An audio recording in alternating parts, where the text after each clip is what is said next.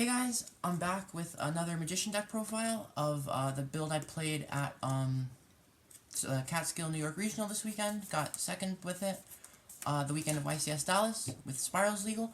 So I updated the build to play around Spiral, or to be better against Spiral, mainly put more hand traps in the main. And yeah, I'm going to get into the build, and then I'll talk about my thoughts on the format a little bit after that. 3 Joker, 3 Wisdom Eye, standard, all the standard stuff, 3 Harmonizing, 3 Double Iris, 3 Purple Poison, 2 Oath, 2 Sorcerer, 1 Astrograph, 1 Black Fang, 1 White Fang. So this was my monster lineup. So let's see. I've cut down, I still play 1 Astrograph. A lot of people play 0 at this point. I think most people feel it's not necessary in the deck and it's just not worth running. I still like 1 just because it's searchable off of Wavering Eyes. Sometimes, like, it helps you OTK, just get an extra 2,500 on board. Or in battle phase, sometimes when you're grinding, you can just summon it. It's a good as a body. I still only play 1 Black Fang. Still probably should play more than 1, but I just, still haven't found room for it. I just don't want to put in another card that's, like, it's just a level 4 if you draw it like turn 1. It doesn't, I don't know. I just don't feel like it does that much turn 1. So I just still been playing 1. And then this weekend was actually the first time I played 1 White Fang. I really liked this card. Like, in theory, I've just been, like, opposed to playing it, like, for the last, like, month and a half, whatever it's been since the format started. I just in theory, the only time this would come up, like, the only time you'd make double Omega is if, like, you need 6 monsters to make double Omega plus an Xe, and if you only have 4 or 5 monsters, like, you're just going to make Omega and end on 1 Xe. Like, you're not going to make double Omega, because in most cases, like, I'd rather just end on Tornado Dragon, or now even Babushka.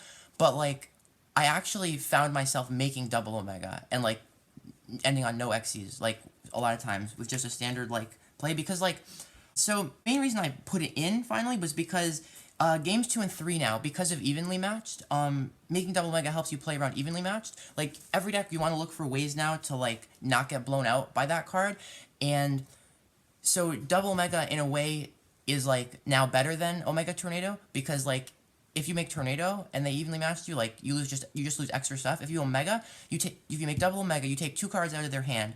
If they evenly matched you, that puts them at 3 cards left. You still retain 1 on board. Usually I'll keep Stargraph if I get evenly matched. Get a search immediately. It was ruled, at least at the regional, that if they're banished face down, it still triggers Stargraph.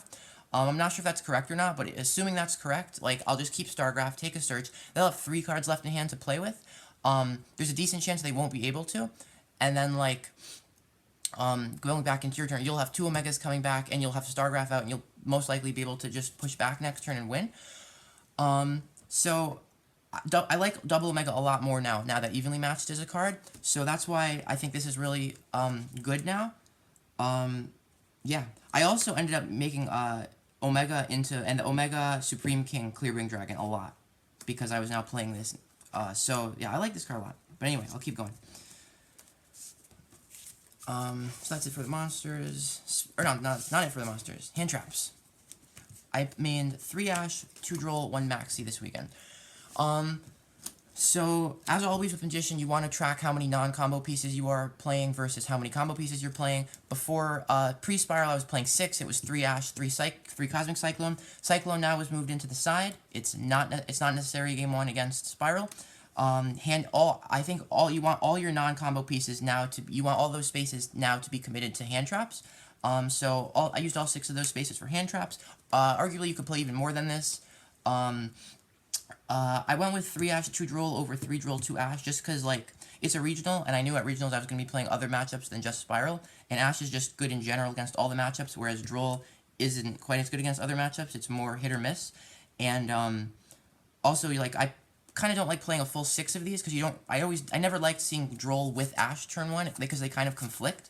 But against Spiral, it's actually okay to see both. That's not bad, because you can Ash dupe a lot of times, or Helix, and still Droll the rest of their plays. So, and then Maxi, because it's also very good. It stops Spiral completely, for the most part.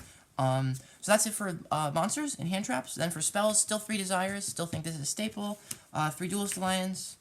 2-star graph. I think last time I did a profile, I was playing 3 of these. I cut the third one like right after that. But 2 is definitely the right number. Now a lot of people are playing like 1. I think that's I think 2 is definitely correct. I think like I like to play at least 2 of each important card in the deck, so that if you hit one off desires, you just still have another one. 2 Wavering Eyes. I've been maining 3 all format ever since that first week up until Spiral. I've been maining 3 because Magician was the best deck. Now that Spiral's the best deck, I still I actually played a lot of mirrors at the regional, so I was very glad I still main 2 of these. And going first, it's actually like I actually like seeing one of these going first. It helps you accelerate your combo. So I still kept 2 of these in the main, decided the third one. I liked them. And then 1 Call. This is definitely Call. I was wrong. Like I said, first couple. I played this for a couple weeks. I was playing 2 to 3 of these, and eventually I realized it just conflicts way too much. You do just want to only play 1. Upstart. It's still 42, but I still play Upstart. Helps with siding out. I side out every game. Gives you an extra card to side out. That's not a combo piece. And then 2 Time Graph for traps. Alright.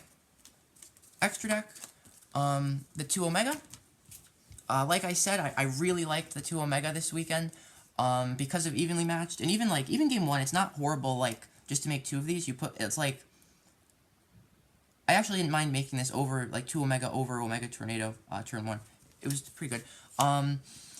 Against Spiral, though, you have to make Omega Babushka. You can't, because, like, they only need 2 cards to combo, so, like, and, like, they're gonna, like, you'll have Time Graph usually, but, like, Resort basically forces Time Graph, so, Babushka Time Graph is kind of a necessary setup against Spiral. I'll get into that in a little bit, but yeah, against Spiral, I always go for Babushka turn 1.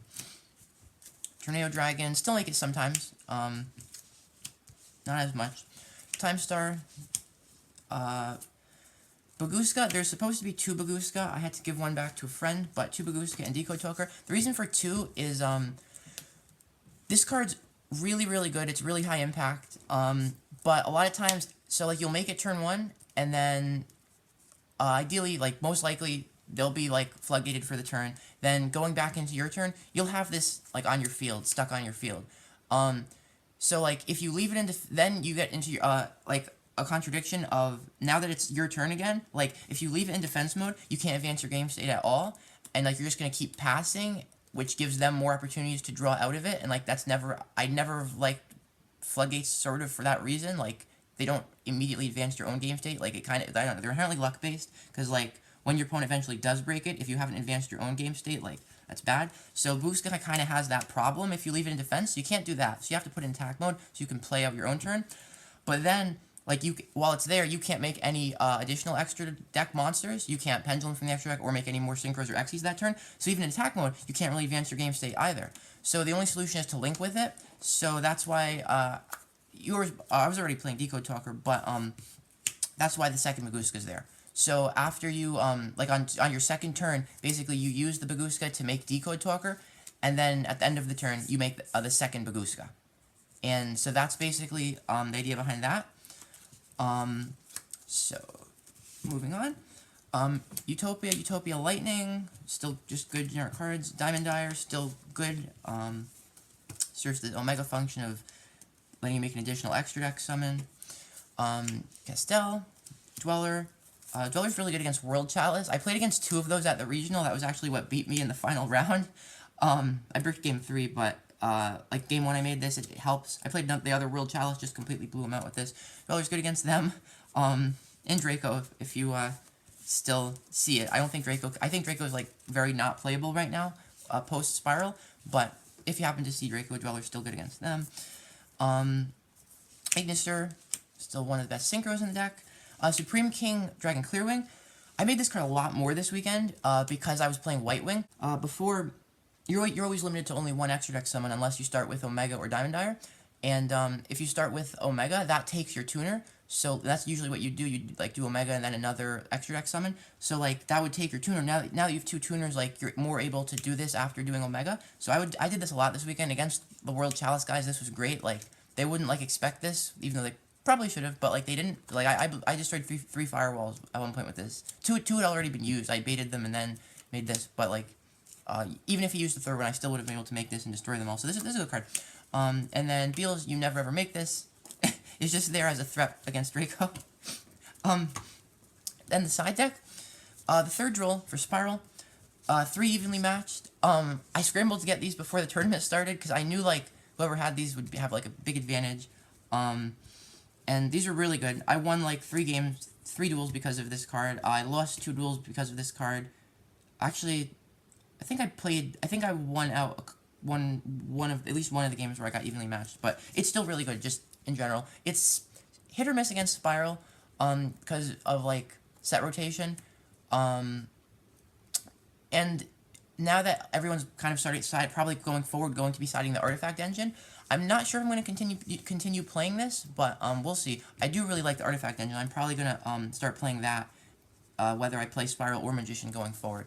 But those, and then I played this as a 15th card just because like it had been in my side on Dueling Book testing the week prior, and I literally got my deck list in with like 30 seconds left in registration to the regional, so I just completely rushed and like threw this in as the 15th card because I had been redoing my side in the car on the way up, and then like last second I still needed a 15th card, so I just threw this back in. I never drew it. It was the 11th hand trap against Spyral though, just for like numbers. That's why it was originally there. 3 Cyclone, still good card very good in the mirror and like other matchups like Draco. If like you see like if you somehow know the opponent's going to be putting in Fragrance, like you might have to put this in against Spyral or something. But I normally wouldn't put this in against Spyral. 2 Twister. The 4th and 5th used to be the 4th and 5th Fragrance out. Now I feel like people probably might not be playing Fragrance as much, but I just put them in just in case. Like I played against like Draco or Paleo, basically for those. The 3rd Wavering Eyes for the mirror. 2 Barrier for the mirror when going first, and 2 Solemn Scolding to Counterside evenly matched. So a lot of people were talking about like playing cards like Lancia or like even Mind Crush for evenly matched. Like the Under Battle phase just Mind Crush it, which is pretty good. But like the thing about Countersiding evenly matched, you want to side cards that like stop evenly matched, but also function as a good card if they don't have evenly matched. Which Solemn Scolding is like the definition of that, 'cause it stops anything basically. So if they don't have evenly matched, it still just stops any play. I do think the Artifact engine is really cool. Like I said, I'm probably going to switch them for that. But not having thought of the Artifact engine, this was, I think, the second best option. Yeah. So that's basically the deck I played this weekend. So here's the plot twist. I didn't actually play against any Spyral at the regional. So it was a small regional. We only had 109 players, 7 rounds. I played 3 Mirrors, 2 World Chalice, and like 2 Rogue. It was, I think, a Paleo and round 1 a Mermail. There were a decent number of Spirals there. I saw a lot, but it seemed like the Magician players were generally beating out the Spyral players, and the Spyral players were falling to lower tables during the last few rounds. I think a lot of the players there maybe weren't super proficient with the Spyral deck just because it had just come out. I do think going forward, Spyral is probably the better deck, obviously based on the results from Dallas. I don't think Spiral's so much better than this deck that it's like tier 0. I do think this deck can still beat Spyral. I've been testing the matchup still a lot last week and this week after the regional, trying to figure out how the matchup really is. I do think Spyral has the advantage, but Magician can definitely still beat it. It largely depends on how well both players know the matchup, and also like how well each player's build is built. But I do think Magician's playable going forward. I'm not sure which I'm going to be playing at the next upcoming regional this weekend, but we'll see. Overall, I think it's an interesting format. It'll probably get old maybe pretty quick because it's all Spyral, but I kind of like one deck formats like that. So I'm probably going to be playing Spyral next week, and should be interesting. The all Spyral format. Yeah, but that's it. Shout out to what can I shout out? Everyone who's at the regional, and everyone who I talk to, who talks to me between rounds. Like when saying hi to everyone. I don't really have any shoutouts this week. Oh, shout out to my friend Pat. He came to the regional with me, and we both started out 5-0, and then we had to play round 6, and unfortunately he ended up losing the last 2 and like getting like I think 10th or something like that. So shout out to him. Yeah, shout out to the card guys as always, the team. That's it. See you guys.